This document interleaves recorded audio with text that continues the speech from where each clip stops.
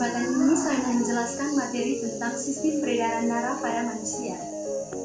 Saya akan menjelaskan topik yang pertama, apa itu sistem peredaran darah? Yang kedua, apa saja organ-organ penyusunnya? Yang ketiga, bagaimana cara kerjanya? Dan yang keempat, apa saja jenis peredarannya? Dan yang kelima, gangguan apa saja yang bisa terjadi? Kita mulai pembelajarannya dengan semangat. Jangan lupa siapkan catatan kalian agar bisa mencatat hal-hal penting ya. Baik anak-anak, langsung saja ke pembahasan poin yang pertama, yaitu pengertian sistem peredaran darah. Sistem peredaran darah adalah sistem yang bekerja untuk mengalirkan darah ke seluruh tubuh, membawa oksigen, nutrisi, dan hormon ke sel-sel tubuh, serta mengangkut zat sisa metabolisme dan karbodioksida keluar dari tubuh. Sistem ini sangat penting untuk yang pertama, mengantarkan oksigen dari paru-paru ke seluruh tubuh. Yang kedua, mengedarkan zat makanan dari sistem pencernaan ke seluruh tubuh. Dan yang ketiga, mengangkut hormon ke bagian tubuh yang membutuhkannya. Keempat, mengangkut zat sisa menuju organ pembuangan seperti ginjal dan paru-paru. Dan yang terakhir, menjaga suhu tubuh dan keseimbangan cairan. Baik, sekarang kita akan membahas poin kedua, yaitu organ sistem peredaran darah. Organ utama dalam sistem ini terdiri dari pertama, jantung. Jantung adalah organ berotot yang bekerja sebagai penggerak. Letaknya di rongga dada, sedikit kiri. Ukurannya sebesar kepalan tangan. Jantung memiliki 4 ruang, yaitu serambi kanan atau atrium kanan, berfungsi untuk menerima darah dari tubuh. 2. Bilik kanan atau vertikal kanan, memompa ke paru-paru. Ketiga, bilik kiri atau atrium kiri, menerima darah bersih dari paru-paru. Keempat, bilik kiri atau vertikal kiri, memompa darah ke seluruh tubuh. Ada 3 jenis utama pembuluh darah. Yang pertama, arteri. Fungsinya yaitu membawa darah dari jantung ke seluruh tubuh. Ciri-cirinya, yang pertama, dindingnya tebal dan kuat karena menahan tekanan darah yang tinggi dari jantung. Yang kedua, denyutnya bisa dirasakan, contohnya di pergelangan tangan atau leher. 3. Umumnya membawa darah yang mengandung oksigen kecuali arteri paru-paru.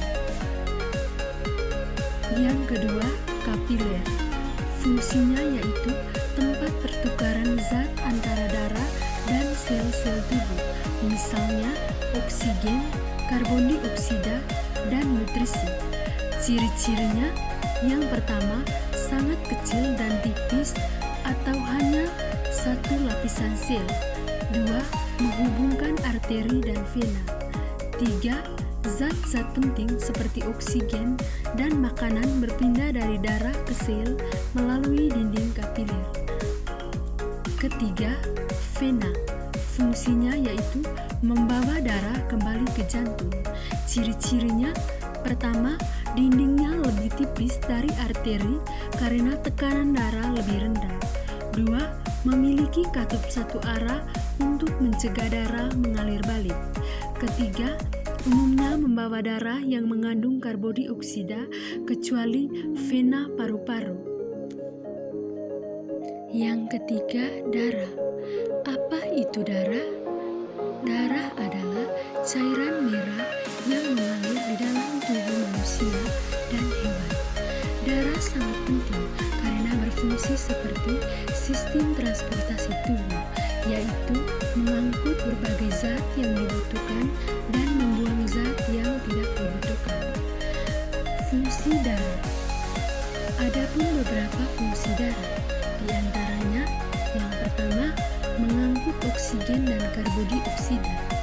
Oksigen dari paru-paru dibawa ke seluruh tubuh. karbon dan karbodioksida dari tubuh dibawa ke paru-paru untuk dikeluarkan. Yang kedua, membawa nutrisi dan zat penting seperti glukosa, vitamin, hormon, dan mineral ke sel-sel tubuh. Ketiga, melawan infeksi dan penyakit. Dilakukan oleh sel darah putih yang berperan dalam sistem imun. Keempat, menghentikan pendarahan. Dibantu oleh trombosit atau keping darah dan protein pembeku dalam plasma. Kelima, menjaga suhu dan keseimbangan tubuh. Darah membantu menyebarkan panas dan menjaga kestabilan pH serta kadar air. Lalu yang berikut, komponen-komponen darah. Darah terdiri dari dua bagian utama. Yang pertama, plasma. Ciri-cirinya yaitu berwarna kuning pucat, mengandung air, protein, garam, hormon, dan zat-zat lain.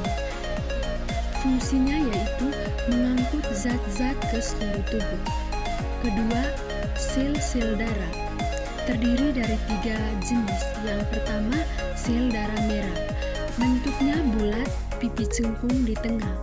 Kedua, mengandung hemoglobin atau zat besi yang memberi warna merah. Fungsinya yaitu mengangkut oksigen dan sebagian karbon dioksida. Yang kedua, sel darah putih. Bentuknya tidak tetap, berinti, dan lebih besar dari sel darah merah.